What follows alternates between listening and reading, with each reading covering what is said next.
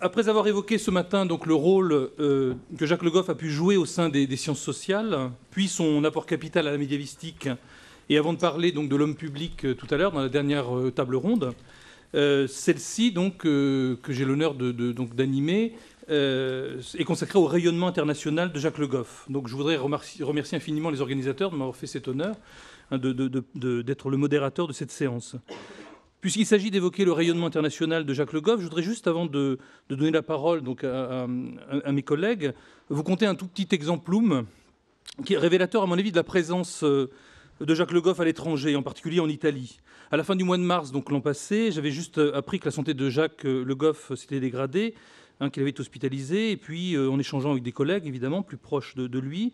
Et puis le 1er avril 2014, j'étais à la maison, et je travaillais chez moi, et j'ai reçu un courriel d'une de mes étudiantes pour autre chose, qui me mettait, donc il était 15h30, elle était à Bologne, dans le cadre du cursus intégré Paris-Bologne, et c'est elle qui m'a annoncé la triste nouvelle. J'ai retrouvé son mail. Vous avez dû apprendre la triste nouvelle comme moi il y a quelques heures. Ici, tous les journaux italiens rendent hommage à Jacques Le Goff. Voilà, on était donc en milieu d'après-midi, ou en début d'après-midi, le 1er avril, et voilà ce qu'une étudiante de Master 2 me disait dans son mail, et visiblement à Bologne, c'était déjà l'effervescence, et on rendait un hommage déjà chaleureux dans tous les médias à Jacques Le Goff. Donc rayonnement international, évidemment, se mesure, on peut dire, à la rapidité des traductions. Je voudrais juste rappeler ici que les intellectuels ont été traduits en italien en 1959, donc 2 ans après la parution en français, et puis que Jacques Le Goff, évidemment, a toujours été un militant, un farouche militant pro-européen, en particulier en tant que citoyen et aussi en tant qu'historien. Et je regardais le premier ouvrage dans la collection Faire l'Europe. Vous savez, ces ouvrages publiés simultanément donc en Allemagne, en Angleterre, en Italie, en Espagne et en France donc, au Seuil. Et dans la préface qu'il rédigeait pour l'ouvrage de Robert Moore, donc La première révolution européenne, en 2001, il écrivait, je cite, « L'Europe se construit, c'est une grande espérance, elle ne se réalisera pas que si elle tient compte de l'histoire. Une Europe sans histoire serait orpheline et malheureuse. » Voilà. Donc, sans plus tarder, je vais donner la parole à mes collègues européens, mais aussi non européens, puisque l'influence de Jacques Le Goff a largement dépassé le vieux continent. D'abord, en les remerciant infiniment au nom des organisateurs de cette journée d'avoir accepté d'être présents aujourd'hui et d'apporter leur témoignage et leur connaissance, et en leur demandant, hélas, de ne pas dépasser trop 10, 12 minutes à peu près, de manière à ce qu'on puisse ensuite discuter et donner la parole à la salle.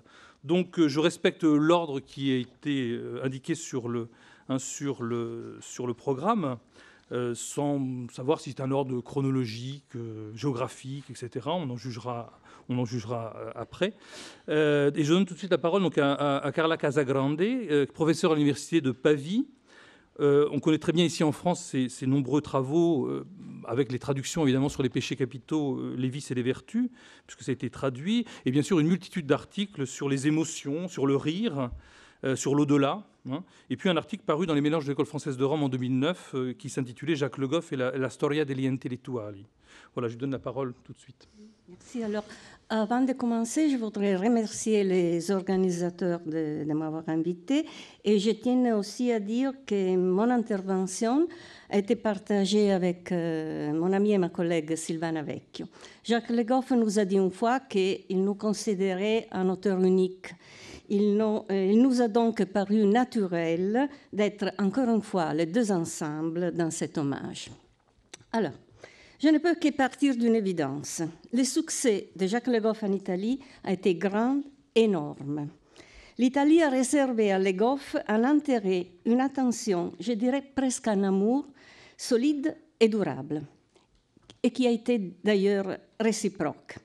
Le Goff connaissait très bien l'Italie, son histoire, sa littérature, son art, il suivait sa politique, etc. Je me limite à mentionner les principaux moments de la vaste présence de Le Goff en Italie. Je commence avec le 1959, avec la traduction de Les intellectuels au Moyen-Âge, publiée seulement 2 ans avant qu'en France. Après quoi, un crescendo dans les années 60, 70, 80, jusqu'à nos jours, avec la traduction de presque tout, de tout ce qu'il a écrit, les articles, les livres, des traductions de plus en plus proches à l'original français et depuis les années 80 presque contemporaines. Traductions auxquelles il faut ajouter les livres et les collections italiennes, à savoir nées en Italie. Par exemple, le recueil d'essais Histoire et Mémoire, qui recueille les essais tirés de l'Encyclopédie Einaudi, le volume L'homme médiéval et la collection Faire l'Europe, conçue à l'intérieur de la maison d'édition La Terza. Et en plus, il faut rappeler aussi la collaboration de Legoff avec les principaux journaux italiens, Il Messaggero, Corriere della Sera, La Repubblica. Il faut rappeler aussi qu'il a été pour 3 fois docteur honoris causa, à Rome La Sapienza, à Parme et à Pavie, et enfin une participation à une quantité de colloques, d'initiatives, de conférences. Je vais m'arrêter, mais bien sûr, on pourrait continuer et être plus précis. Mais il me paraît plus intéressant ici de commencer à réfléchir sur les raisons qui ont conduit à une relation si longue, intense, heureuse et multiforme comme celle de Jacques Le Goff et l'Italie. Bien sûr, la valeur de Le Goff à la fois comme médiéviste, comme homme de culture et comme personne est hors de question. Mais il y a quelque chose de plus que l'admiration d'un auteur de valeur par son public. Il y a une syntonie, mieux, une empathie entre Le Goff et les Italiens, de laquelle, je pense, il est important de reconnaître la nature et les causes. Je voudrais essayer de le faire ici de façon embryonnaire et tout à fait partielle, à partir de la réception de certaines de ses œuvres, parues en Italie. Mon point de vue est, comme je l'ai dit, très partiel. C'est un point de vue générationnel et pour quelques aspects même personnels, de quelqu'un qui a commencé à lire Le Goff à la fin des années 60 et au début des années 70, en étudiant à l'université l'histoire de la philosophie, et notamment l'histoire de la philosophie médiévale, et qui après a continué à lire ses livres et à les utiliser dans le cadre de son activité de recherche d'enseignement. Permettez-moi de commencer par les premiers livres de Le Goff qui apparus en Italie, Les intellectuels au Moyen-Âge, non seulement parce qu'il s'agit du premier, mais surtout parce que ces livres montrent immédiatement les divers niveaux de la relation entre Le Goff et la culture italienne. Livre de succès, réimprimé à plusieurs reprises, il y a plus que 30 éditions en Italie, lu par le grand public, présent depuis plusieurs années dans de nombreux programmes de cours à l'université, où il était considéré comme une bonne introduction à l'histoire de la pensée médiévale, même quand il était clair que certaines parties de l'ouvrage n'étaient plus à jour. Mais aucune synthèse n'apparaissait tout aussi claire et puissante que celle de Le Goff, qui réussissait à considérer ensemble, sur la longue période, à la fois la société, les institutions scolaires et les doctrines.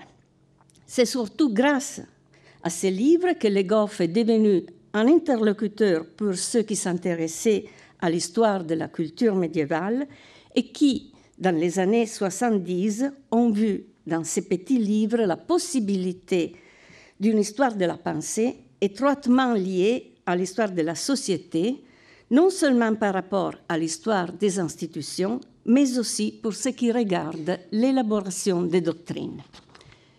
Mais ce n'est pas tout. Ces livres utilisaient un lexique et posaient des questions dans lesquelles les lecteurs italiens ont reconnu quelque chose de familier. Je pense évidemment à la question des intellectuels posée par Gramsci, qui était à l'époque un thème clé pour l'identité de la culture marxiste italienne qui, il faut le rappeler, était dans les années 60 une culture très répandue et à certains égards hégémonique. En fait, nous savons que derrière les discours de Le Goff, il n'y avait pas Gramsci, qui l'a connu plus tard, il y avait le père chez nous. Cependant, ce petit livre d'histoire a été lu par de nombreux lecteurs italiens comme un livre gramscien qui brisait la rigidité de l'orthodoxie marxiste sur les rapports entre la structure et la superstructure, en parlant des intellectuels comme des acteurs du changement social. Mais il y a encore plus. Il n'est pas seulement une question de syntonie entre ces livres et les débats des intellectuels italiens qui se développaient dans les journaux et les revues. À la fin des années 60 et pendant les années 70, ces livres qui racontent d'une montée et d'un déclin, l'ascension et la chute d'un intellectuel capable de vivre en syntonie avec les changements de la société et de contribuer à ces changements, parlent aussi à une génération d'étudiants qui entraient pour la première fois en masse dans les universités et qui s'interrogeaient sur la nature et la fonction du travail intellectuel auquel ils se préparaient. Des étudiants animés par un désir de changement de l'école et de la société. Bref, la fortune des intellectuels en Italie est liée aussi à la capacité de ces livres à fournir des éléments de réflexion à propos de plusieurs questions qui ont marqué une génération de jeunes. Et ce n'est pas un hasard que les livres atteignent son succès éditorial maximum avec le plus grand nombre de réimpressions entre les années 70 et 80. De son premier livre italien, donc, Le Goff s'est imposé immédiatement à son large public italien comme une figure complexe. L'historien innovateur qui brise les barrières des disciplines internes aux études du Moyen-Âge, l'intellectuel qui intervient dans les débats culturels, l'écrivain d'histoire qui entre en phase avec ses lecteurs parce qu'il reconstruit une histoire qui sert à comprendre le présent. Cette multiple Goff que les Italiens ont appris à connaître avec les intellectuels est le Goff qu'ils retrouvent dans les œuvres ultérieures qui apparaissent en Italie. De la civilisation, traduite en 1969, jusqu'au dernier livre sur le découpage de l'histoire publié après sa mort. Je ne fais pas ici évidemment la liste de toutes ces œuvres, mais j'aimerais m'arrêter sur l'un des nombreux recueils d'essais qui a beaucoup de succès en Italie. Je me réfère a Tempo della Chiesa, Tempo del Mercante et altri saggi sul lavoro e la cultura nel Medioevo, qui est paru en 1977, qui coïncide partiellement avec Pour un autre Moyen-Âge, paru en France dans les mêmes années. Dans ce recueil, qui, comme le déclare Le Goff lui-même dans l'introduction, montre sa transition de l'histoire culturelle à l'anthropologie historique, on trouve ses études sur les concepts du travail et du temps et sur ce qu'à l'époque Le Goff définissait comme les rapports entre la culture savante cléricale et les traditions populaires ou folkloriques. Le thème central de ces débats est l'approche anthropologique avec laquelle Le Goff l'abordait, trouvait des interlocuteurs particulièrement attentifs dans la culture italienne, car il y avait une importante tradition italienne sur ces questions. Il suffit de penser dans les domaines littéraires aux livres d'Arturo Graf, par exemple, ou au recueil italien de contes de fées édité par Calvino. Il suffit de penser dans les domaines de l'ethnographie à chercheurs comme Ernesto De Martino et ses élèves qui étudiaient la culture populaire du sud de l'Italie avec les outils de l'anthropologie. Et dans les domaines proprement historiques, non pas tellement les historiens médiévistes, mais surtout les modernistes qui s'étaient engagés à reconstruire la culture des classes subalternes qui, malgré les silences et les censures, émerge dans toute sa complexité, même à partir des sources élaborées par la culture dominante. Je pense évidemment à Carlo Ginzburg et je rappelle que Les fromages et les vers est paru lui aussi en 1977 comme Tempo della Chiesa et Tempo del Mercante, et dans la même glorieuse collection Einaudi, les paperbacks, couverture blanche avec un petit carré bleu inoubliable.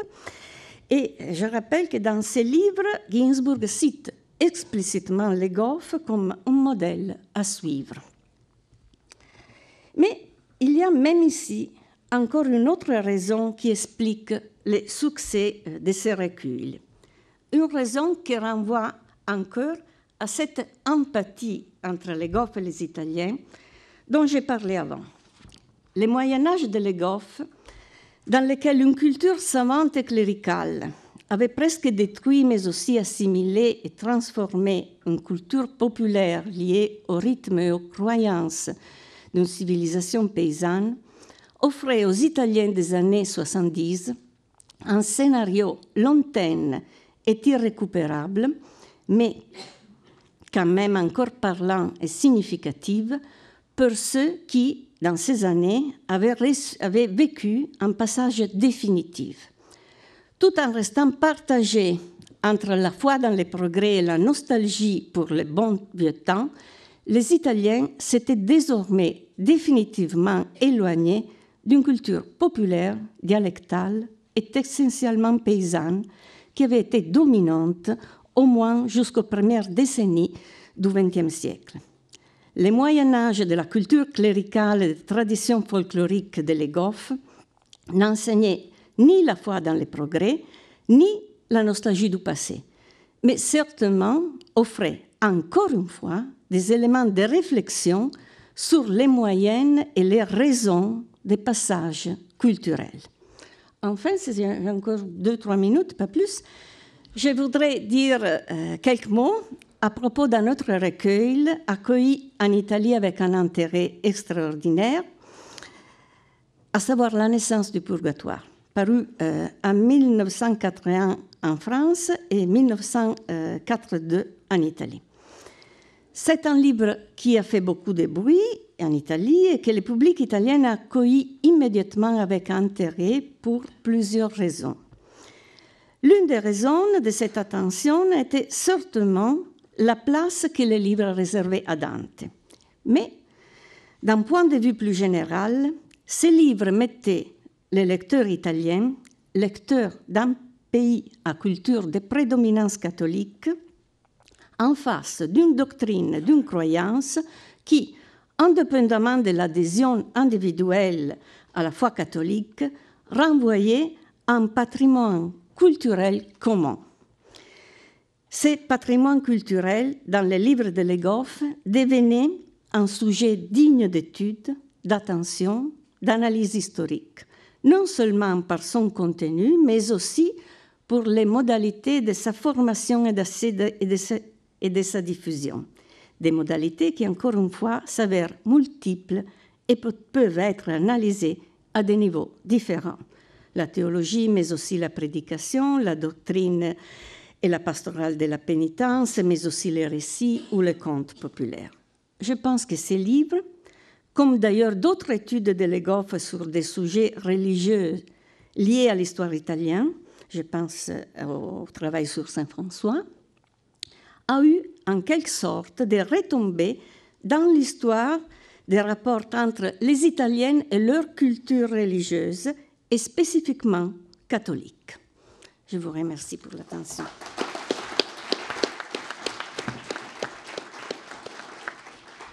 Bien, merci infiniment, Carla Casagrande, de ces 3 ouvrages entre 59 et 82, d'avoir mis l'accent sur cette période quand même tout à fait importante dans la vie et l'œuvre de Jacques Le Goff. Et sans transition, donc, l'Italie à la Pologne, je passe la parole donc à Jurek Piziak, qui est spécialiste de beaucoup de choses, mais en particulier des arts visuels, des monarchies françaises, en particulier de la sainteté, et qui a déjà participé à quelques hommages, en particulier je pense à celui qui a été rendu à Jacques Le Goff en juin 2014 aux premières assises franco-polonaises d'histoire, à la rencontre de l'autre au Moyen-Âge. Et donc je passe tout de suite la parole pour Jacques Le Goff en Pologne. Ou nulle part. Nulle part. Pourquoi nulle part? Je commence avec la citation du Bureau d'Alfred Jarry. sur la Pologne métaphorique, le synonyme d'un pays non existant, car à l'époque où Jarry écrivait, la Pologne n'existe pas. Donc un pays appartenant plutôt à l'imaginaire qu'à la simple réalité factuelle. Pourquoi ? Car en dépit de la longue tradition des relations très proches entre les historiens, surtout les historiens médiévistes français et polonais, très bien établis dès l'aube du XXe siècle, mais surtout dans la période de l'entre-deux-guerres, avec, pour ne citer quelques noms, Stefan Czarnowski, élève d'Emil Durkheim, Oskar Halecki, Tadeusz Manteuffel, Marian Małowist, Aleksander Giejsztor. La Pologne, si l'on fait l'exception pour le père David, l'auteur de l'œuvre qui, jusqu'à aujourd'hui, fait référence en France les sources sur l'histoire de la Pologne médiévale 966-1386, sans pour autant servir à grand-chose dans l'historiographie française, la Pologne, je le répète, est absente de la réflexion historiographique en médiévistique française avant Jacques Le Goff, comme si la Pologne n'existait pas, ne faisant pas partie de l'Europe médiévale et n'offrait aucun intérêt, que ce soit de par ses caractères spéciaux ou ses caractères tout à fait typiques, à l'image de l'Europe médiévale.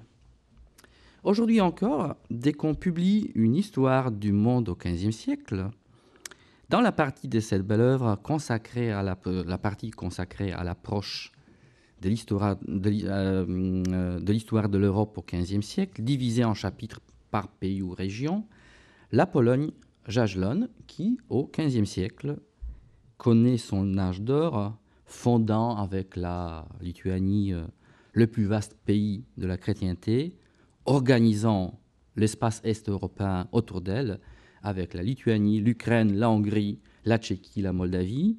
Cette Pologne, au XVe siècle, donc, ne fait que partie du chapitre consacré au Saint-Empire, pourtant en plein déclin dans ce sacré XVe siècle. Encore au début du XXIe siècle, on pose dans un manuel d'histoire, heureusement pas celui-ci qui a été rédigé par Jacques Le Goff, la question aux élèves français: pourquoi l'art roman n'a-t-il jamais dépassé la ligne d'Elbe vers l'Est? Ce qui fait savoir à l'élève français que la Pologne à l'âge roman n'existe pas. C'est donc nulle part. C'est en effet Jacques Le Goff, sans pourtant, ce que je souligne avec,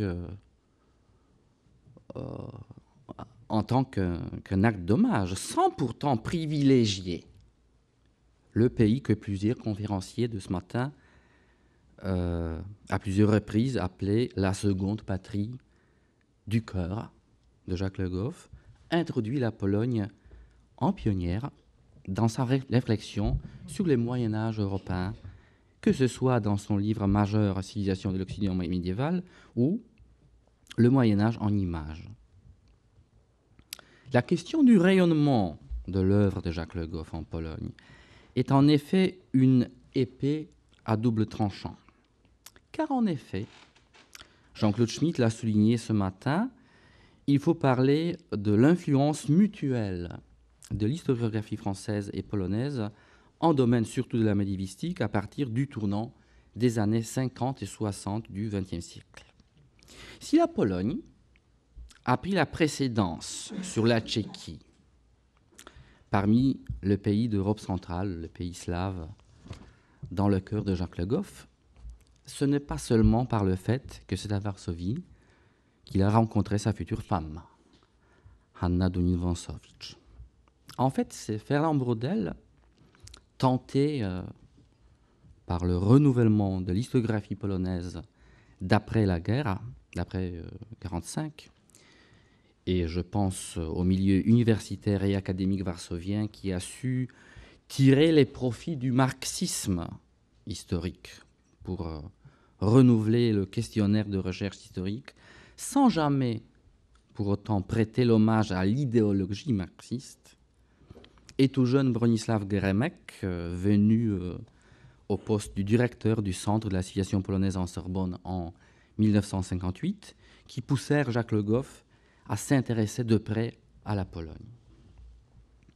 Les contacts franco-polonais, je répète mutuels, en historiographie médiévale, depuis les années 50 jusqu'à l'aube du XXIe siècle, constituent un sujet qui aurait largement dépassé les temps qui m'est attribué.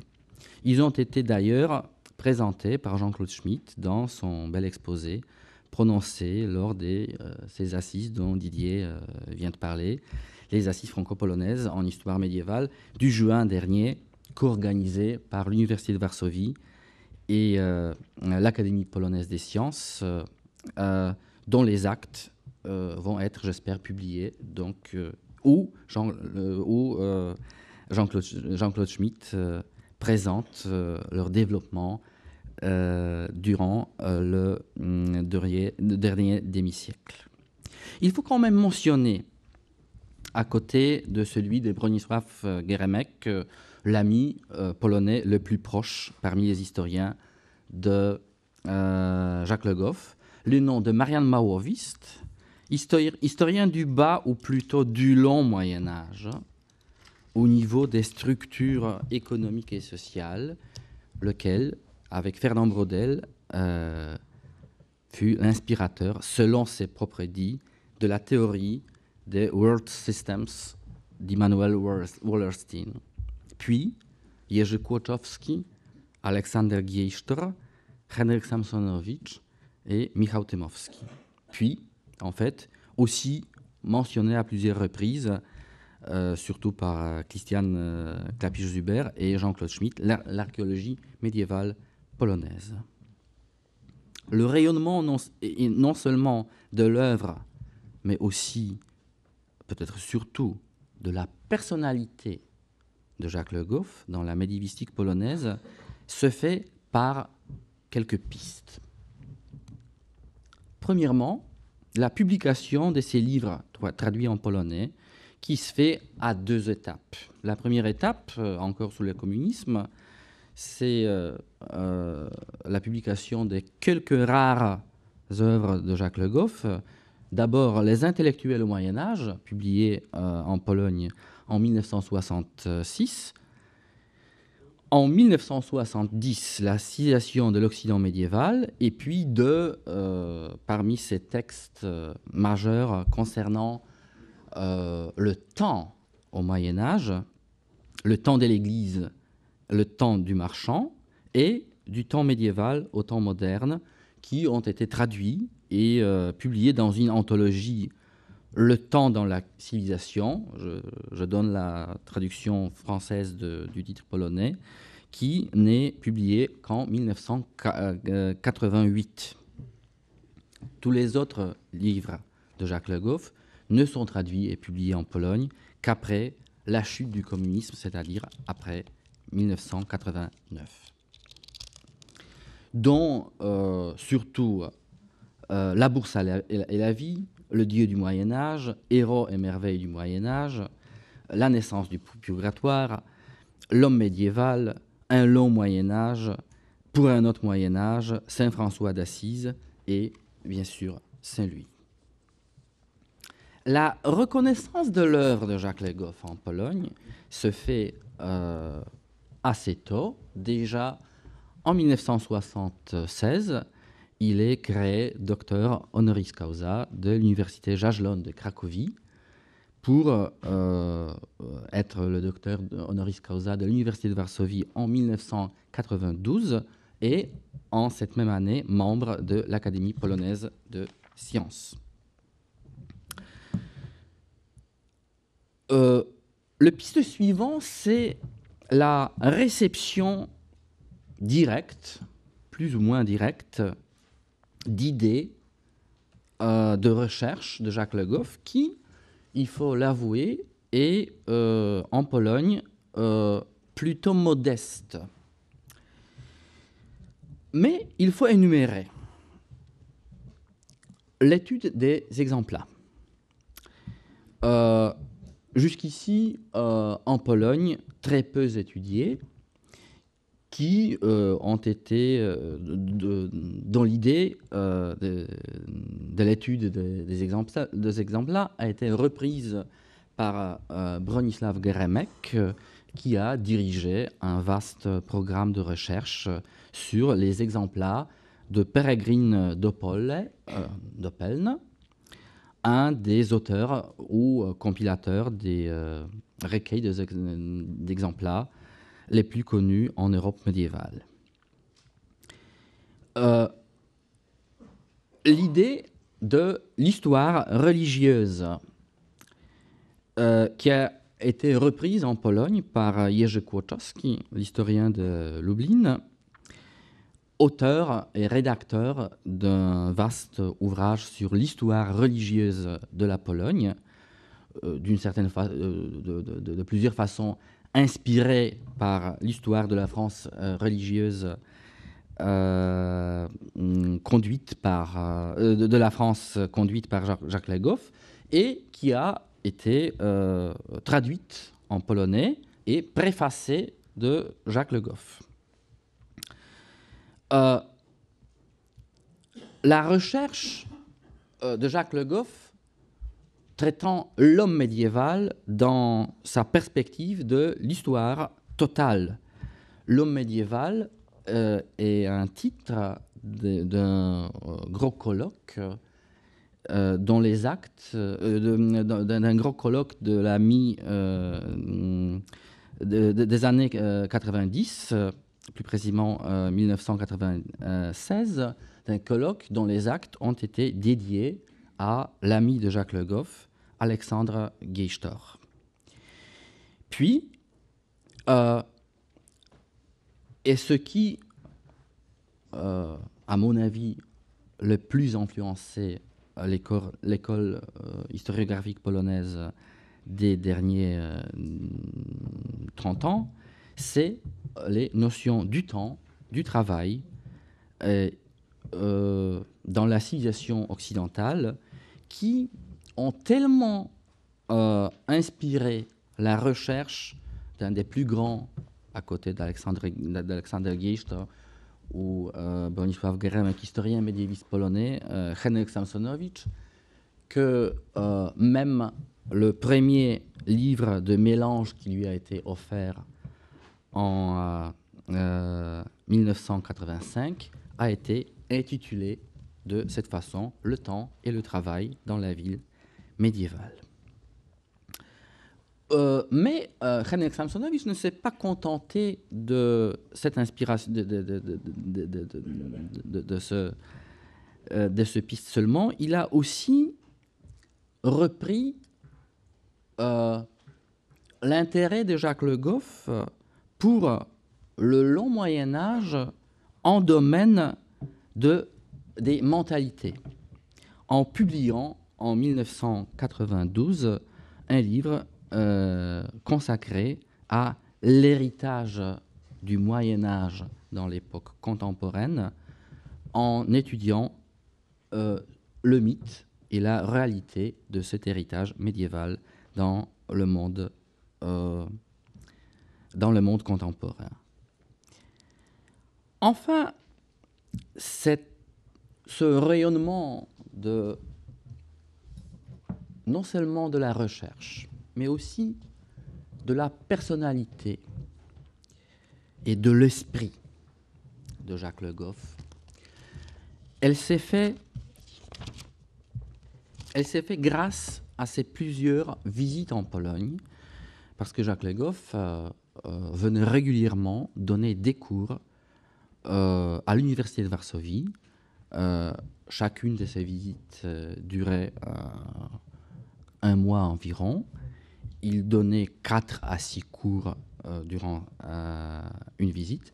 La dernière de cette visite a eu lieu en 1995, l'année où j'ai eu l'honneur de le rencontrer pour la première fois. Et c'est à partir de cette année que j'ai eu l'expérience personnelle de ce rayonnement de l'œuvre, de la personnalité et de l'esprit de Jacques Le Goff, qui, depuis, comme en témoignent mes collègues nés avant moi, qui, depuis le début de sa présence en Pologne, qui date du début des années 60, a toujours voulu et a toujours contribué à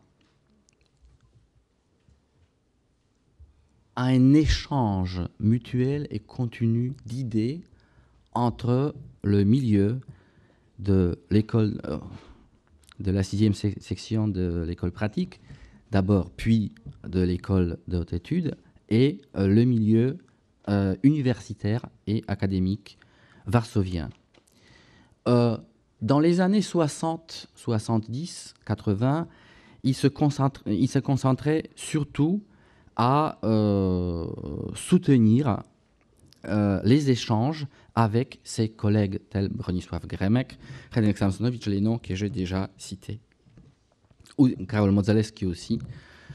Surtout, je pense que Krzysztof Pomian va encore en parler dans la partie suivante de notre journée, en s'engageant aussi à soutenir le milieu universitaire polonais engagé politiquement, mais non seulement dans leurs activités politiques, mais aussi dans leurs activités de recherche qui, à l'époque de la loi martiale en Pologne, n'appartenait pas au côté le plus facile de la vie quotidienne en Pologne. Mais puis, depuis les années 90, il a commencé à surveiller avec une bienveillance touchant au cœur les plus jeunes, c'est-à-dire les élèves de ses collègues polonais, en les introduisant dans le milieu intellectuel et universitaire parisien, non seulement vers les chercheurs de l'école de haute études, mais aussi de la Sorbonne et des centres de recherche des provinces, en les introduisant dans ce monde de recherche, en prêtant toujours l'attente et son écoute à leurs projets de recherche. J'ai pu en profiter et j'en suis énormément reconnaissant à cet homme du cœur. Merci.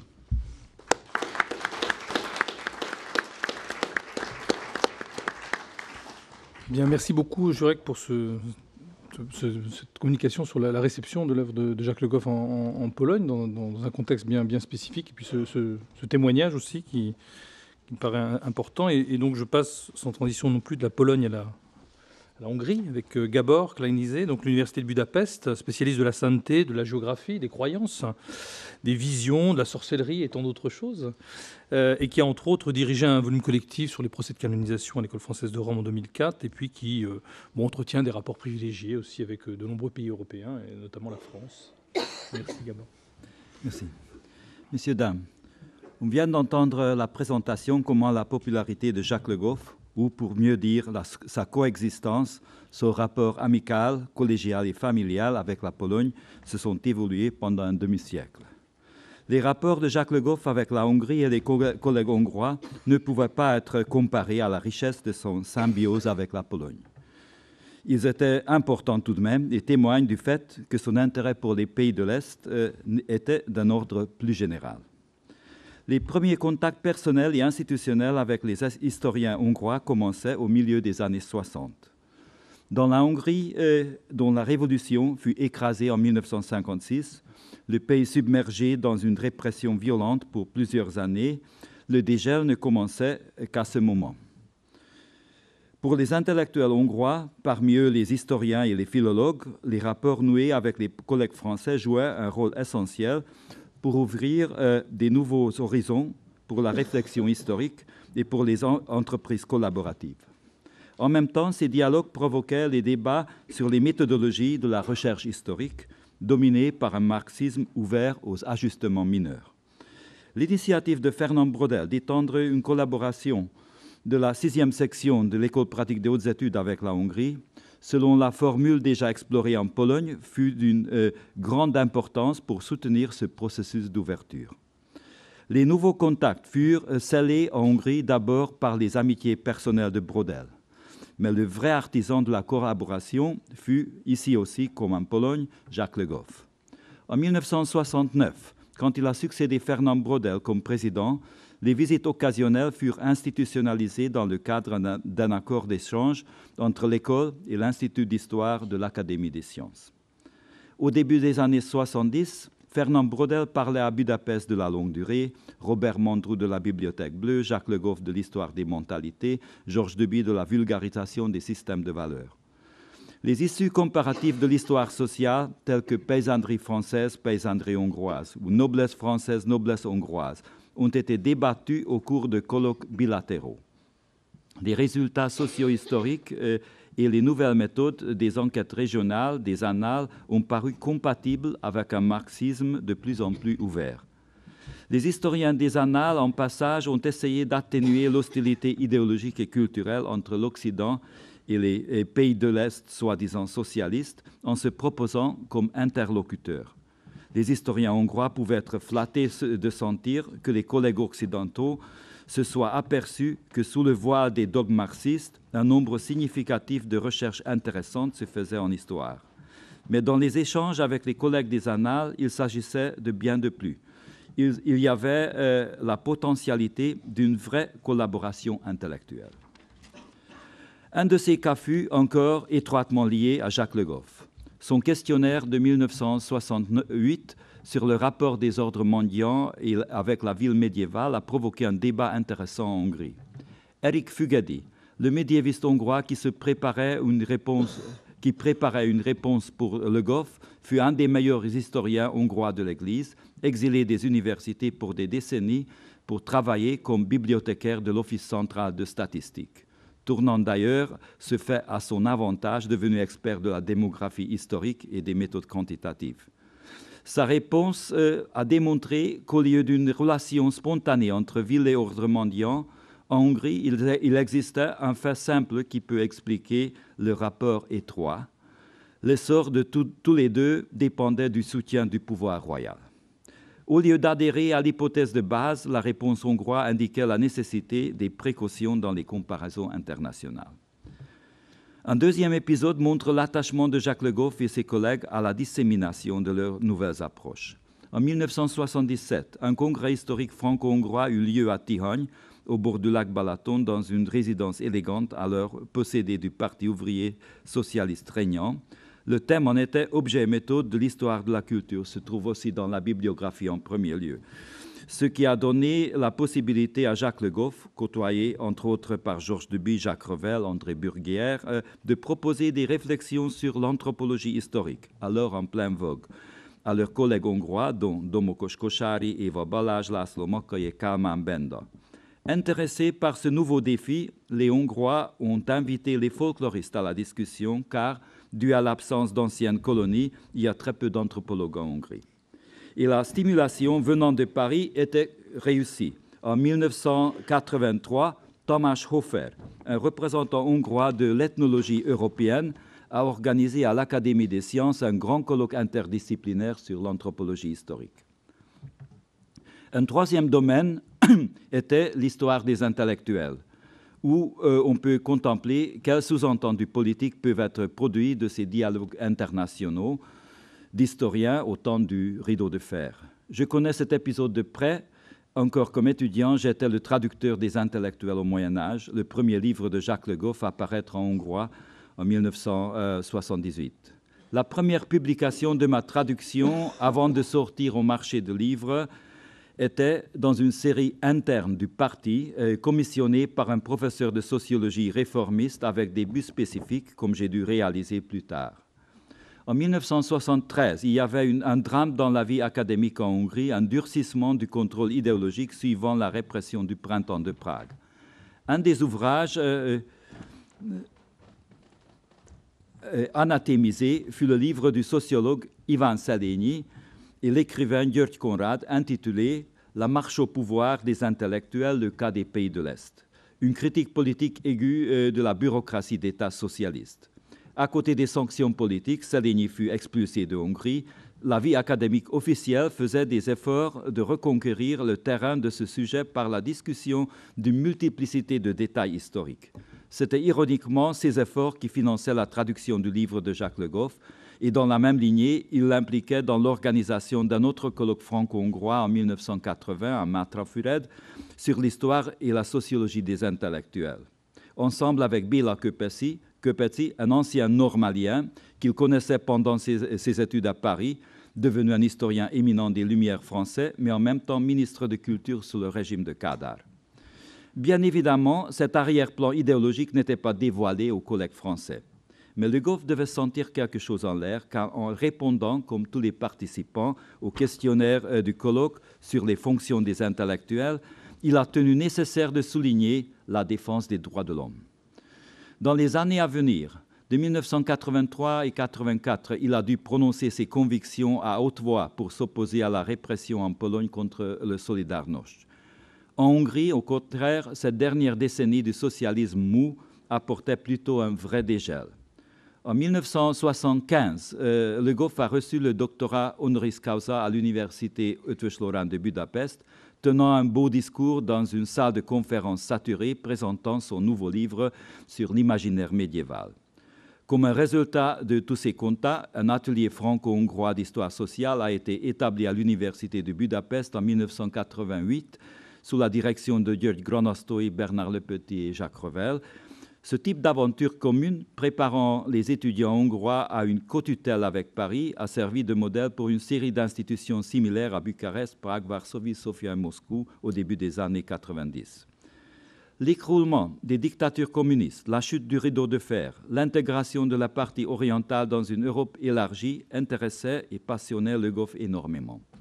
J'ai eu le privilège d'être présent chez lui à un dîner en 1989 où Bronislaw Geremek racontait que le changement était imminent en Pologne et qu'il avait réussi de convoquer une table ronde commune du gouvernement et de l'opposition, un modèle qui fut aussitôt suivi par l'opposition hongroise. Je me rappelle combien Le Goff était attaché à soutenir ces efforts pour construire une nouvelle Europe, un sujet auquel il a dédié beaucoup d'énergie aux années 90. Sa série internationale Faire l'Europe, déjà mentionnée, publiée par des grands éditeurs simultanément dans 6 pays européens, ensuite plus de 10, la Hongrie inclus, fut présentée en 1994 dans le Collegium Budapest, un institut d'études avancées fondé d'après l'initiative venant du Wissenschaftskolleg de Berlin, avec l'aide européenne, aussi avec une participation française. Le Collegium Budapest organisait une série d'entretiens à l'hôtel de ville de Budapest avec les invités comme Jacques Derrida, Nathalie Zemon-Davis ou Martin Warnke et Jacques Le Goff. L'entretien avec Le Goff en 1994, que j'ai eu l'honneur d'animer, était sur les périphéries de l'Occident médiéval. Ici, il exposait sa vision de la naissance d'Europe au Moyen-Âge et l'importance de ce qu'on a la mauvaise attitude d'appeler périphérie. Il s'engageait dans un débat avec les conceptions du grand médiéviste hongrois János Sücs, mort en 1988, dont le livre sur les 3 Europes, paru en français avec un préface de Fernand Braudel, se basait sur une vision évolutionniste déplorant le sous-développement de l'Europe de centre-est et de l'Europe de l'Est. Pour Le Goff, en revanche, il n'y avait qu'une seule Europe, qui s'étendait de l'Ultima Thule jusqu'à la Terre Sainte, de Santiago de Compostela aux horizons oniriques orientaux des terres des Scythiens féroces. L'Europe était à faire et à refaire, non pas en comptant des défections des périphéries internes et externes, mais plutôt en les intégrant et en appréciant leurs différences. Un chapitre suivant des contacts de Jacques Le Goff avec la Hongrie fut avec le département d'études médiévales du Central European University, fondé par György Soros. où il a participé au conseil scientifique et nous a aidés de construire notre programme interdisciplinaire. Sur le plan de la recherche, cette coopération s'étendait sur les études concernant la royauté. Mon collègue au département, János Bock, qui était retourné de Canada en Hongrie pour organiser ensemble des études médiévales, était l'organisateur du Majestas, une association des historiens de la royauté dont Le Goff fut aussi membre. Pour conclure, je devrais parler encore de 2 décennies qui ont suivi, décennies qui étaient dures pour lui. D'abord à cause de l'empêchement physique, la maladie de ses genoux qui l'a contraint de renoncer de voyager qu'il aimait tant. Bientôt, il ne pouvait même pas sortir de son appartement. À cette infirmité, il résistait avec une grande force d'esprit, sa productivité ne se diminuait guère. En revanche, la mort soudaine de son épouse Anka l'a complètement abattu. Il ne pouvait se redresser qu'après plusieurs années, après avoir écrit son livre avec Anka à la mémoire de leur vie commune. Mais dans les dernières années de sa vie, il a repris son rythme habituel de travail, au moins un livre par an, poursuivant ses entretiens des lundis d'histoire, soignant des contacts avec le monde entier, dont les ambassadeurs venaient le voir à la rue de Thionville, dans sa petite chambre d'études comblée de piliers de livres. Un signe de son intérêt continu pour la Hongrie et pour les initiatives de la coopération académique auxquelles il tenait tant était qu'en 2008, il signait une lettre de soutien avec plusieurs savants français qui faisaient du lobbying avec succès que la contribution financière française à l'Institut d'études avancées Collegium Budapest soit maintenue. Il en signa une deuxième qui cherchait de persuader à 2011 le gouvernement de Viktor Orbán de ne pas dépriver cet institut des moyens de financement, cette fois sans succès.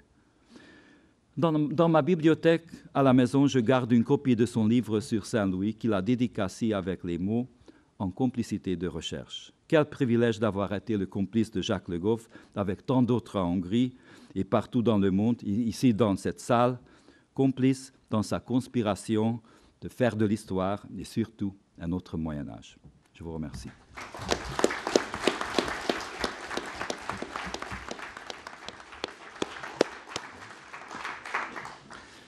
Merci beaucoup, Gabor, de ce témoignage. Et je passe la parole donc à Pierre Monet, donc plus proche de nous, et par la qualité de l'orateur et par le pays qu'il représente, donc de l'EHESS, actuellement directeur de l'Institut français d'histoire en Allemagne à Francfort, spécialiste du Saint-Empire et de l'histoire urbaine à la fin du Moyen-Âge, et s'intéresse également beaucoup, évidemment, et depuis longtemps, au contact entre historiographie nationale, en particulier entre historiographie nationale française et allemande, qu'il connaît très bien. Pierre.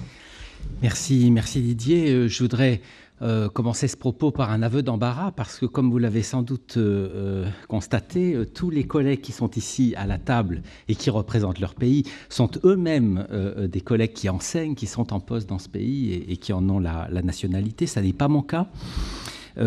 Si bien que c'est peut-être plutôt un Allemand qui aurait dû, à ma place, parler de Jacques Le Goff en Allemagne et de Jacques Le Goff et l'Allemagne. Et pourtant qui ? Et de cette façon, c'est peut-être une manière déjà d'introduire le sujet.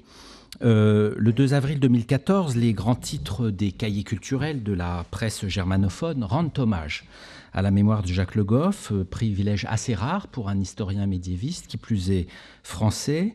Le quotidien El Dimanche au Moyen-Âge titrait la Frankfurter Rundschau, l'homme du purgatoire titrait Die Welt. En vérité, tout était autre, dit la FAZ, et l'histoire comme science et comme récit formulait la Neue Zürcher Zeitung. Les commentaires de ces grands quotidiens dressent un portrait un peu envieux d'un homme que tous les clichés du jour, sans exception, représentent pipe en bouche et assis à sa table du boulevard Raspail. 3 conclusions peuvent être tirées de cette gerbe d'articles. En premier lieu, Jacques Le Goff, à la date de 2014, était connu, lu, reçu en Allemagne. En deuxième lieu, à travers la mémoire qui lui est rendue en 2014, se dessine toutefois comme un portrait en creux de ce que la médiévistique allemande avait eu de son côté tant de peine à offrir à ses lecteurs depuis des décennies. Je cite, « l'art du récit, la comparaison à large rayon, l'attention au grand public, particulièrement au jeune public, la curiosité sans borne des sujets, la capacité à explorer, à exhumer de nouvelles sources, le goût pour la longue durée, la prise de risques politiques. » Et en troisième lieu, tous insistent sur l'européanité du discours, du parcours, de l'écriture, de la carrière, des intérêts, incarnés, on l'a dit, par la collection Faire l'Europe, publiée chez Beck à Munich, aujourd'hui le plus grand éditeur en sciences humaines d'Allemagne, et puis aussi à travers un livre qui s'est très très bien vendu, L'Europe racontée aux jeunes, qui a été en son temps un best-seller auprès en particulier du jeune public en Allemagne. Sur la conviction européenne de Jacques Le Goff, si souvent pointée par les commentaires allemands, il est intéressant de noter que la plupart retiennent de son œuvre l'idée d'un Sonderweg européen. C'est un mot que j'ai rencontré plusieurs fois dans les titres de la presse ou dans les commentaires qui ont été faits sur son œuvre. Une expression qui est chargée de relater la manière dont Jacques Le Goff pensait que le modèle européen, l'histoire européenne du Moyen-Âge avait légué un certain nombre d'institutions originales pour la modernité, mais évidemment employées sous la plume des Allemands, c'est une façon de mettre un peu à distance ou à couvert le Sonderweg allemand. À en juger par les livres cités dans la presse, mais aussi dans les rappels nécrologiques publiés dans les grands périodiques scientifiques allemands, l'empreinte laissée par Jacques Le Goff de ce côté du Rhin tient dans le triptyque ville, argent, intellectuel. 3 objets précisément identifiés comme les fondements, les legs de l'Europe médiévale à la modernité. Dans ce concert d'éloges, j'ai l'impression que le Saint-Louis tient un rôle à part, comme si l'exercice de la biographie avait un peu déconcerté le public académique, universitaire et lettré habitué aux grandes fresques collectives le goffiennes, comme si également ce Saint-Louis, fréquemment placé dans les recensions allemandes, j'insiste, d'une manière qu'il serait intéressant d'élucider pour elle-même, en contrepoint du Frédéric II de Kantorowicz, crée une sorte d'embarras dans un pays où, au XXe siècle, le concept de grand homme continue de faire problème pour les raisons que l'on sait. Alors, derrière, évidemment, cet apparent unanimisme de 2014, eh bien, se cache à la fois la réputation de l'historien de ces livres, mais aussi une réception plus différenciée de l'œuvre au moment de sa sortie et de sa traduction. La chronologie du passage franco-allemand de Jacques Le Goff suit plusieurs rythmes. 30 ans, par exemple, séparent les intellectuels de leur traduction allemande. 33 ans, marchands et banquiers. 12 ans s'écoulent entre la nouvelle histoire et sa version allemande. Et puis après, le rythme s'accélère. Avec un parallèle, d'ailleurs, j'ai noté dans ce que disait Carla Casagrande, le rythme s'accélère jusqu'à devenir synchrone, ou presque. Le Purgatoire de 80 apparaît en 84, La Bourse et la vie de 86 sort dès 88, Histoire-mémoire de 88 en 92 et le Saint-Louis de 96 en 2000. Je passe sur les autres titres. Il est à noter que ce sont quasiment les plus grands traducteurs allemands en sciences sociales et humaines qui traduisent Jacques Le Goff, ceux-là même qui parallèlement traduisent aussi Duby et Leroy Ladurie, Bernd Schwips, Tobias Scheffel, etc. Un sort particulier dans cette histoire doit être réservé à la matrice de la civilisation de l'Occident médiéval de 64. La traduction allemande sort bien, mot pour mot, 6 ans plus tard, en 70, mais sous un titre déjà qui en dit long, Kultur des europäischen Mittelalters, c'est-à-dire faisant de la civilisation à la française une Kultur à l'allemande et faisant de l'Occident médiéval une Europe médiévale. Mais comme Jacques Le Goff le rappelle lui-même dans les entretiens qui composent son autobiographie, entre guillemets, publiée en 96, une commande allemande, à l'occasion de la sortie de sa civilisation, lui est adressée en 65 pour paraître dans la Fischer Weltgeschichte. Ce livre, paru sous le titre Das Hochmittelalter, n'est pas la copie de celui de 64, mais, et je suis en cela Une vie pour l'histoire de 96, pages 152-153, c'est une opération de médianisation, de déplacement central de l'Europe par le biais germanique qui oblige Jacques Le Goff en quelque sorte à européaniser, à centro-européaniser sa civilisation de 64 en intégrant davantage dans l'horizon et l'écriture les confins nordiques, celtiques, scandinaves et slaves de l'Occident médiéval. Je le cite, toutes ces marches tellement importantes d'abord pour l'explication de ce qu'a été la chrétienté médiévale et ensuite pour comprendre l'Europe. Fin de citation. Ces nouveaux espaces ont permis à ses yeux de compléter, de relativiser un modèle féodal, clérical, étatique du Hochmittelalter, essentiellement centré, peut-être excessivement centré, traditionnellement sur la France, l'Italie et le Saint-Empire dans sa moitié occidentale, autrement dit sur le seul héritage carolingien. On l'oublie trop souvent, mais le Hochmittelalter de Jacques Le Goff, donc ce titre commandé pour la Fischer Weltgeschichte en 65, c'est-à-dire en vérité notre Moyen-Âge central, qui pour les Allemands n'a pas la même appellation, donc notre 11e, 13e, alors que le Haut Moyen-Âge allemand est décalé de plusieurs siècles.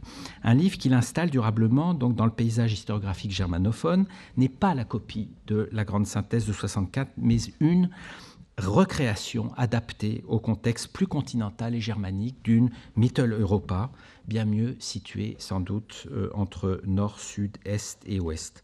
Alors au total, peu de grandes œuvres ont échappé à la traduction allemande, mais force est de constater que l'aura de Jacques Le Goff ne s'installe véritablement qu'entre 85 et 90, avec une salve de 8 traductions consécutives. Marchand, intellectuel, temps, travail, purgatoire, argent. Cette chronologie colle, au fond, assez bien avec le rythme de réception, ou plutôt un certain nombre de blocages de réception chez les médiévistes allemands de l'anthropologie historique.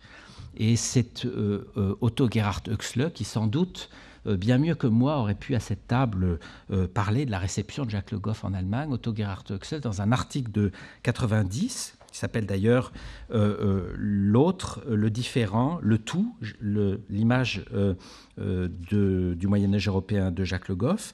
Et puis, en 95, un autre article qui s'appelle « Ce que les médiévistes allemands, ce qui doit intéresser les médiévistes allemands chez les médiévistes français ». Et là, le nom de Jacques Le Goff est cité 35 fois.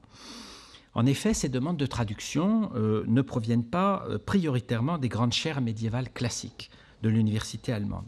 Et lorsque l'on regarde les auteurs des recensions de ces traductions, qui paraissent dans Historische Zeitschrift ou dans d'autres grands périodiques allemands, lorsque les livres de Le Goff paraissent en allemand, on voit donc comme recenseurs les noms de Johannes Fried, de Ludolf Kurenbourg, de Otto Gerhard Oechsle ou de Michael Borgolte, mais qui n'occupent pas une position encore académique centrale avant 1990. Les raisons d'un certain nombre de blocages, peut-être de retard, sont à repérer dans un certain nombre de phénomènes. D'abord, la médiévistique allemande, mais cela vaut pour les autres périodes, est préoccupée, jusque dans les années 80, même début des années 90, par l'après 45. Pour partie, la vieille génération est encore aux commandes, et puis par la liquidation de ce passé jusqu'au moins 1989. Et 1989, justement, cette date introduit dans mes remarques une autre dimension, c'est-à-dire celle de l'autre Allemagne. Il y a toujours, évidemment 2 Allemagnes jusqu'en 1989. Et les médiévistes non dissidents de la RDA entretiennent, vis-à-vis de Jacques Le Goff, une forme de réception, mais qui entre en interférence, évidemment, avec, d'une part, ce que Jacques Le Goff a dit sur le coup de Prague de 1948, et d'autre part, ses positions aussi sur la Pologne communiste.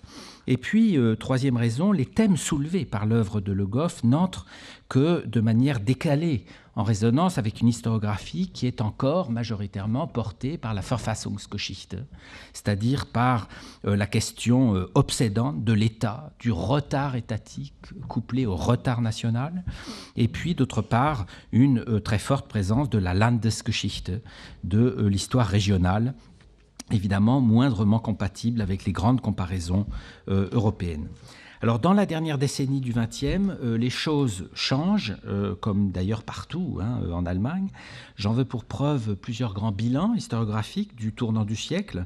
Moderne médiévistique de Hans-Werner Goetz en 1999, la médiévistique au XXIe siècle qui paraît en 2003, qui est un bilan aussi de ce que font, ce qu'écrivent les médiévistes allemands, et puis également les tendances actuelles de l'histoire du Moyen-Âge en France et en Allemagne, paru sous la direction de Otto Gerhard Oechsle et Jean-Claude Schmitt en 2002. Alors, dans les 2 premières synthèses allemandes de 1999 et 2003, à l'instant évoqué, donc le livre de Goetz et puis celui de Jarnout et Schneidmüller, le nom de Jacques Le Goff est associé sans surprise aux mentalités, à la parenté, à la notion d'époque, c'est-à-dire ce que les médiévistes allemands reçoivent dans cette œuvre, c'est la question de la périodisation de l'époque, et puis évidemment les structures spatiales et temporelles. Je remarque cependant que la chronologie, celle du long Moyen-Âge, tirée jusqu'à la fin du XVIIIe siècle, il en a été assez question, n'est pas aujourd'hui encore un cadre de pensée répandu chez les médiévistes allemands, même chez les plus jeunes et chez les plus innovants. On peut compter sur les doigts d'une main les thèses qui embrassent à la fois le Moyen-Âge et puis tirent jusqu'au XVIIIe siècle. Voilà. Et je me demande même si, dans certains secteurs, on n'assiste pas à un retour, une forme de conservatisme sur la période, mais c'est un autre débat. Alors, pour aller vite, la réception de Jacques Le Goff par les médiévistes allemands épouse, bon an mal an, un peu, mutatis, mutandis, celle de Marc Bloch, entre fascination et réticence, essentiellement sur la faisabilité des grandes opérations intellectuelles requises dans l'un et l'autre cas. Comparaison des taxonomies, des terminologies, décloisonnement disciplinaire qui imposerait à la médiévistique allemande de revisiter ses tutoiements, ses complicités traditionnelles avec la philologie et la philosophie au profit de l'anthropologie et de la sociologie, la recherche du point complexe d'articulation entre mentalité et réalité, et puis peut-être, surtout même, l'autoréflexivité fondée sur une théorie du savoir culturel et sur la relation à la contemporanéité. Mais au-delà de ces réceptions, de ces blocages proprement universitaires et académiques, et j'ai terminé, revenons au point de départ, celui de la réputation publique de Jacques Le Goff en Allemagne. Il convient de dire pour conclure que le Jacques Le Goff allemand est avant tout un Jacques Le Goff européen de l'autre côté du Rhin. Article, préface, couverture des traductions, toutes insistent sur l'Européen passionné, convaincu d'un continent qu'il avait lui-même arpenté, cela a été dit, d'est en ouest. Les Allemands se plaisantent à souligner qu'il fut docteur honoris causa de 10 universités, dont 9 européennes et 6 situées à l'est, Varsovie, Cluj, Prague, Budapest, Bucarest, Cracovie, c'est-à-dire aux marges centrales orientales d'une Mittel Europa qu'il est décidément bien difficile de penser sans l'Allemagne. Jacques Le Goff en parlait la langue, en dépit, ou peut-être plutôt à cause des deux guerres dont Jacques Revel a rappelé chez lui le souvenir si prégnant. Merci beaucoup.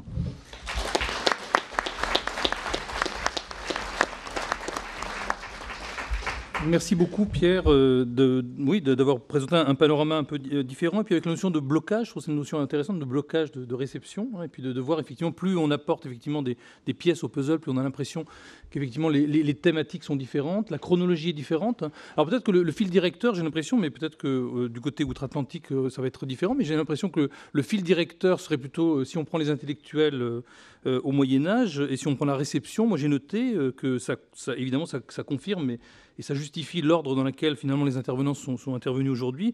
France 1957, Italie 59, Pologne 66, Hongrie 68 et Allemagne 87. C'est bien ça, hein.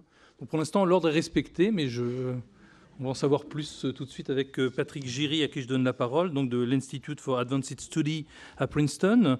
Spécialiste, là aussi je dis entre autres, et je suis vraiment désolé de la présentation extrêmement rapide et succincte de tous les invités, mais c'était un peu le but de cette table ronde. Donc des reliques, de la mémoire, de la résolution des conflits, et puis il anime actuellement, vous le savez bien sûr, un important projet qui vise à reproduire le plan virtuel de Saint-Gall et sans doute plein d'autres choses. Voilà. Merci. Je serai très bref. Parler de la réception des travaux de Jacques Le Goff dans le monde anglo-saxon, un peu comme dans le monde germanique, est une chose délicate et parfois pénible, surtout pour quelqu'un comme moi qui la met tant. On ne peut pas présenter la réception de ces travaux sans tenir compte de la critique, parfois négative, parfois même dédaigneuse, exprimée par certains médiévistes britanniques ou américains parmi les plus reconnus. Mais la réception des publications des historiens en dit toujours au moins autant à propos de lecture que de l'historien lui-même. Et la façon complexe dont les œuvres de Jacques ont été évaluées, critiquées, rejetées ou célébrées dans le monde anglo-saxon manifeste d'abord la grande distance qui sépare les travaux des historiens en France, en Amérique et en Grande-Bretagne. mais aussi la manière dont ces deux mondes se sont rapprochés dans les dernières décennies. Il y a 20 ans, lors d'une conférence en honneur de Jacques, animée par Mary Rubin, ici parmi nous, Lester Little a très bien exposé les réceptions extrêmes de Jacques et de son œuvre en Amérique du Nord, en décrivant le chasme entre la tradition historique dominante, celle de l'histoire positiviste, constitutionnelle et intellectuelle qui remonte à Charles Homer Haskins, 1870 à 1937, à Harvard, et à son élève à l'université de Princeton, pas à l'Institut, l'université bien entendu, Joseph Strayer, 1904 à 1987, d'un part, et d'autre part des médiévistes moins nombreux qui, formés dans les traditions continentales, furent beaucoup plus ouverts au courant de la nouvelle histoire née de la tradition des annales. En Grande-Bretagne, la réception des œuvres de Jacques a été influencée d'une manière encore plus marquée par un attachement aveugle, soit à la tradition britannique de soi-disant empiricisme, soit à une grinçante tradition marxiste. Ni l'un ni l'autre n'était capable de faire place à une histoire totale ou à une histoire des mentalités, traditions pour lesquelles Jacques a combattu durant toute sa vie. Et en fin de compte, l'histoire médiévale n'a jamais fait partie, dans le monde anglo-saxon, des belles lettres, à la différence des histoires nationales respectives. En conséquence, l'attention au style qui marque l'œuvre de Jacques est aussi celle de beaucoup d'historiens français, ne passe qu'avec difficulté en anglais.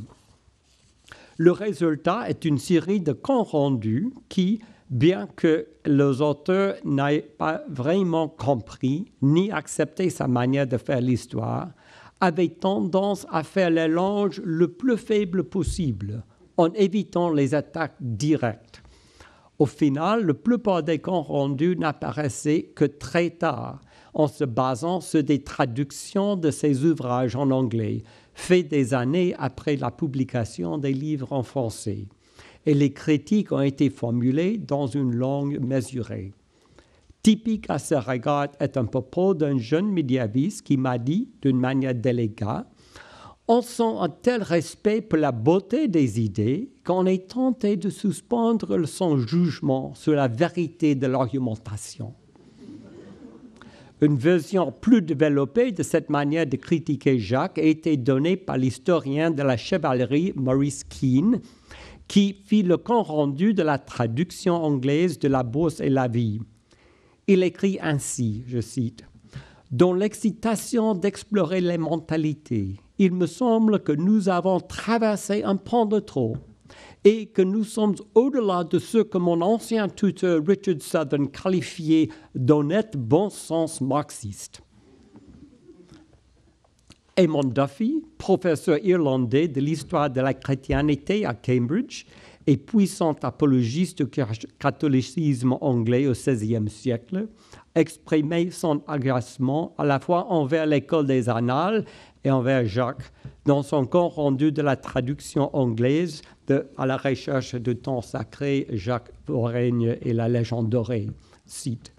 Le Goff est un représentant des idées et des méthodes de l'école française des Annales, une approche du passé mise au point par Fernand Braudel, qui a rendu un excellent service à l'histoire en rejetant la périodisation étroite en faveur de l'étude de longue durée et des facteurs profonds et structurels sous-jacents des changements historiques. Le vice de l'école était une tendance à la généralisation vide et à la théorisation pompeuse. Malheureusement, le nouveau livre de Le Goff incarne ces vices caractéristiques en affichant bien peu des vertus qui les compensent. Bon. Heureusement, des critiques britanniques plus généreux et, si on peut dire, plus intelligents, tels que Robert Bartlett à St. Andrews, ont mieux compris l'œuvre de Jacques Le Goff. À propos de l'Europe est-elle née au Moyen-Âge, Bartlett écrivit « Si les partisans de l'Union européenne veulent une histoire de l'Europe pour accompagner leur nouvelle création, c'est évident qu'ils le veulent. Celle-ci ne peut pas être créée par une simple juxtaposition des histoires nationales des États membres. Elle exige une perspective nouvelle. Quelles que soient les idées politiques de chacun de ces réserves, on ne peut que saluer cette grande figure de l'histoire européenne pour sa grande ouverture et son plein engagement envers le projet européen. La réputation de Jacques aux États-Unis s'est développée d'abord en dehors des centres traditionnels de l'histoire médiévale tels que Harvard ou Princeton. Et en général, la réception de ses livres était plus positive et plus précoce qu'au Royaume-Uni. Bien sûr, certains ne sont jamais réconciliés avec sa manière de faire l'histoire et ne manquent pas une occasion de lancer des attaques, soit à l'encontre de Jacques, soit à l'encontre de ses collègues. Dans son compte rendu de la réédition des intellectuels, par exemple William Courtney, le fustigea de ne pas avoir révisé fondamentalement le livre. Je cite, « L'histoire intellectuelle de la fin du XIIIe siècle au XVe siècle a subi de telles révisions que la version qui donne le livre de Le Goff est incorrecte en détail et déformée dans son jugement. » Cependant, l'histoire médiévale en Amérique n'était plus monolithique et déjà depuis 1967, Lester Little, par exemple, n'avait pas simplement fait un compte rendu de la civilisation de l'Occident médiéval, mais avait pris soin de situer son œuvre dans le contexte du discours historique français, citant dans sa recension à la fois des objections des conservateurs catholiques et celles des historiens positivistes. De plus, Little expliquait au lecteur que dans sa réponse, Jacques soutenait l'argumentation que, je cite, « la vie intellectuelle d'un peuple doit englober la totalité de l'expérience mentale ». Ici, écrit Little, se trouve son accomplissement. Il a saisi et décrit de façon convaincante les attitudes et sensibilités d'un peuple telles qu'elles ont été façonnées par certaines conditions économiques et techniques, par une structure sociale, par l'antagonisme des forces dominantes. Sa première collection des articles pour notre Moyen-Âge était recensée tout de suite après sa publication en français en 1979 par le médiéviste de Chicago Julius Kirchner, qui écrivit que c'est un événement heureux d'avoir dans un seul volume 18 articles écrits entre 1956 et 1976 par l'un des plus brillants et plus influents médiévistes de l'Europe. Il continua. Il occupe le centre du pan suspendu qui relie l'idéalisme au matérialisme. Mon propre directeur de thèse, Roberto Lopez, a écrit en 1981 que Jacques Le Goff est l'un des médiévistes les plus sensibles, imaginatifs et érudits actuellement en France. Dans une longue et très sérieuse lecture de La naissance du purgatoire, Alain Bernstein, tout en faisant des critiques de détail, déclara que ce livre éclairant et sensible explore la disposition de l'intériorité, la formation des structures psychologiques dans la chrétienté médiévale. Le Goff tente des questions théoriques exploratoires dans cet ouvrage, qu'il existe sur chaque page dans une phrase ou un propos qui mérite une réflexion prolongée. Personne ne s'intéressant au monde mental du Moyen-Âge ne peut se mettre de négliger ce livre. Et, en fin de compte, même les plus grands représentants de la tradition vénérable de Charles Homer Haskins et Joseph Strayer en sont enfin venus à apprécier l'œuvre de Jacques. William Chester Jordan, qui détient actuellement la chaire de Dayton Stockton, professeur d'histoire à l'Université de Princeton, précédemment occupé par son docteur Joseph Strayer, juge le Saint-Louis de Jacques en ces termes. La question finale, Saint-Louis a-t-il existé, n'est pas tant une ironie plaisante, une allusion au pouvoir mythologique de déconstruction, qu'une méditation profonde sur la difficulté de faire l'histoire. La question n'incite ni à une retraite de la croyance dans les réalités du passé, ni à une fuite vers le relativisme. Mais c'est un avertissement sincère contre la naïveté qui sous-tend une grande partie du positivisme persistant dans la profession historique. De la même façon, ce n'est pas un appel aux critiques extrêmes et nihilistes de certains soi-disant postmodernistes. Il s'agit plutôt d'une exhortation sérieuse, un engagement nouveau et plus profond dans les sources du passé. C'est le genre de questions que nous attendions venant de Jacques Le Goff. Merci.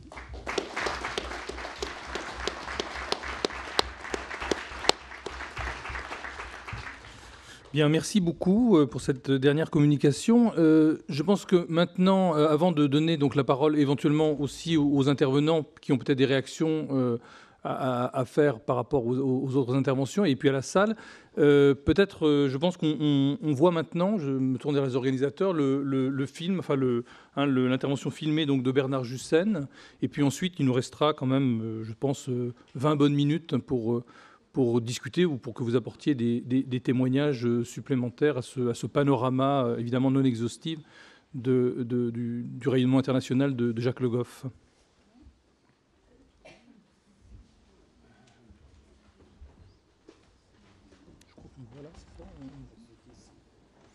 Ok, d'accord.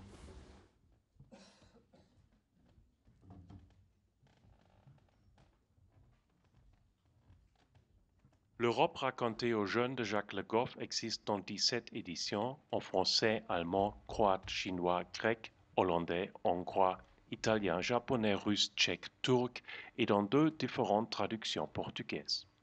13 versions parmi elles sont illustrées. Mais les illustrations ne sont pas identiques. On dénombre au total 6 différents programmes d'illustration. L'auteur, Jacques Le Goff, n'a pas hiérarchisé les 84 chapitres de son livre. Ils sont tout simplement organisés chronologiquement. Mais les illustrations produisent une hiérarchie implicite des thèmes qui en accentue certains et en nivelle d'autres. Jacques Le Goff n'a eu aucune influence sur le choix des illustrations, ni dans la version française, ni dans les autres versions. Le choix des illustrateurs et des illustrations, donc d'un effet majeur du livre, a été le privilège des éditeurs. 3 exemples suffisent pour observer comment les illustrations fonctionnent au sein du narratif. Si l'on compare les différents programmes d'illustration, il est frappant de trouver partout une illustration du schisme de 1154, c'est-à-dire de l'émergence de 2 églises séparées, orthodoxes et latines, au XIe siècle. Telle est l'illustration la plus répandue, publiée dans 6 des 17 éditions. À l'opposé de cette prééminence du schisme, on ne trouve guère d'illustration de la Réformation et de Luther. Le schisme surplante donc la Réformation. Pour comprendre l'Europe d'aujourd'hui, ce déplacement visuel d'une césure fondamentale est convaincant. La division de l'Europe entre une culture orthodoxe et une culture latine est beaucoup plus parlante pour comprendre nos problèmes actuels que la Réformation. Mais, dans le texte, le bref chapitre consacré au schisme ne se distingue pas du chapitre sur la Réformation. Il en découle que ce n'est pas Jacques Le Goff qui a proposé ce déplacement de l'accent narratif, mais c'est la décision d'un autre intervenant, peut-être d'un illustrateur ou bien d'un correcteur de la maison d'édition. Bref, il s'agit d'une décision éditoriale et non intellectuelle de l'auteur. Voici présentées les versions espagnoles et chinoises. Un seul programme d'illustration a introduit une image de Luther en plus de l'image du schisme, l'illustration des éditions chinoises et portugaises. Prenons un deuxième exemple. Parmi les thèmes qui méritent aux yeux des illustrateurs d'être accentués par une image, figure toujours une illustration de la première démocratie en Europe, celle de la Suisse, toujours une image de Guillaume Tell. Troisième exemple, celui des désastres du XXe siècle. On trouve des stratégies assez diverses pour visualiser l'horreur du XXe siècle, surtout la Shoah. Dans la version russe, l'histoire de l'Europe atteint son point visuel culminant dans 2 images. Tout d'abord avec Marx, Engels, Lénine et Staline, puis sur la page suivante, la dernière visualisation historique du livre avec Darwin peint sous les traits d'un singe. La version russe réduit visuellement tous les désastres du XXe siècle à un seul motif, le dessin d'un revolver. Le revolver est une sorte de prétexte pour éliminer la Shoah dans le programme visuel, de même que les guerres et les atrocités des dictatures. Après les personnages finaux, Marx, etc., et Darwin, ne restent que des symboles, un revolver ou bien l'emblème de l'ONU. L'édition russe est la seule à éviter de visualiser la Shoah, le nazisme et les autres horreurs du XXe siècle. La version tchèque comporte pour sa part des caricatures absolument inadéquates et décalées et en fait adressées d'évidence aux adultes. Il s'agit là d'une mauvaise solution visuelle pour ce livre à portée éducative et pour des thèmes aussi graves. La version espagnole se contente de diaboliser Adolf Hitler, ce qui apparaît comme une solution visuelle évidemment trop simple et bien entendu dangereuse pour la mémoire politique. C'est aussi une manière d'éliminer le génocide du programme visuel. Une seule version, la version italienne, qui en général essaie d'illustrer de manière particulièrement éducative, essaie de visualiser l'horreur des deux guerres et du génocide de manière directe. Une image montre ainsi les masses de morts dans la guerre, l'autre condense la notion d'Auschwitz à travers le crématoire et les mots allemands Arbeit macht frei, un prisonnier maigre vêtu de l'habit typique et portant un visage qui reprend la formule la plus célèbre de l'art moderne pour qualifier la peur et l'horreur, le célèbre cri de Edvard Munch. L'illustration la plus répandue utilise une image clé de la mémoire collective européenne de la Shoah, celle de la voie ferrée. Mais on rencontre des différences nationales. Les versions utilisent des cartes géographiques différentes. La version française montre un extrait d'une carte du début du XIXe siècle, souscrite « Le convoi vers les chambres à gaz ». L'extrait présenté montre le chemin de Brixen via Augsbourg, Nürnberg, Erfurt et Weimar vers Auschwitz. L'idée du dessinateur était apparemment de rendre bien visible la ligne Nürnberg, Augsbourg, Weimar, Auschwitz. Mais cette idée a été copiée seulement dans les versions turques, grecques, croates. Les autres ont modifié la carte. La version hongroise montre sous les voies ferrées l'extrait d'une carte désignant le chemin qui mène de Belgrade via Zagreb, Vienne, Cracovie, Prague, Lodz et Poznan jusqu'à Auschwitz. La version allemande montre une carte qui fait très peu de sens. Avec difficulté, on trouve Würzburg et Nürnberg au bord de l'extrait, sinon rien d'autre n'est lisible. La carte n'est pas un élément du message. La version grecque a conservé la carte de la version française, le même extrait, avec des lettres latines, mais a changé le mot Auschwitz et la légende écrite en lettres grecques. L'iconographie de la Shoah dans les versions portugaises et chinoises est une invention qui se concentre sur le culte du corps dans la culture nazie. Pour la version chinoise, une référence à la mémoire collective européenne, comme la notion de la voie ferrée, n'est peut-être pas compréhensible. Mais dans la version portugaise, cette image avec un jeune juif petit, un peu trop corpulent, est ostensiblement pas très beau et plutôt étrange. Un mot concernant les cartes géographiques. Normalement, les cartes de l'Europe dans toutes les versions montrent une Europe agrandie jusqu'à l'Oural. Les versions russes, croates et allemandes sont des exemples pour toutes les autres. Mais cette grande Europe ne fait pas toujours de sens.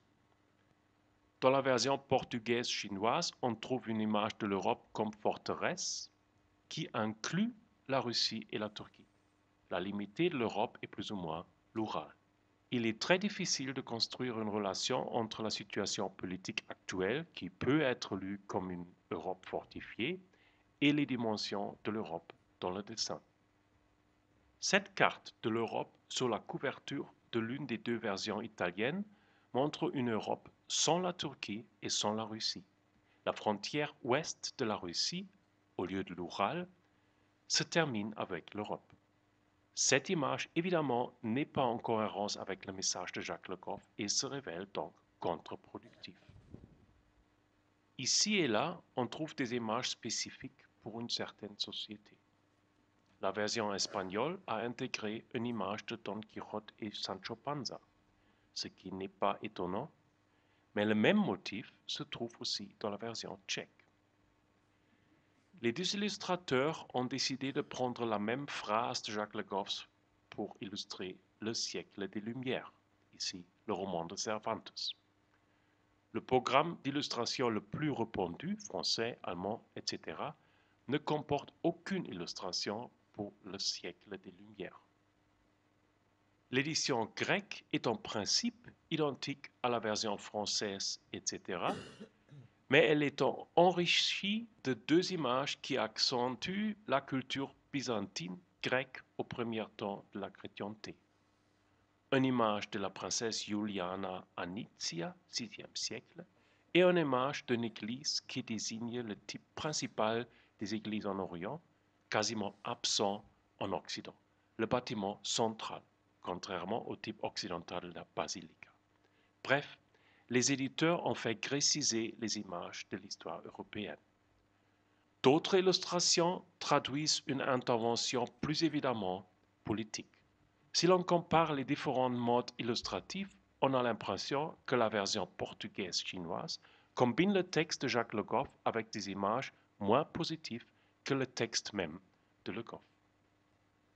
Pour Jacques Le Goff, la victoire sur les dictatures partout en Europe et l'omniprésence des élections libres est le grand thème, le grand message final du livre, en quelque sorte son grand récit de l'histoire européenne qui culmine dans la victoire du système électoral libre.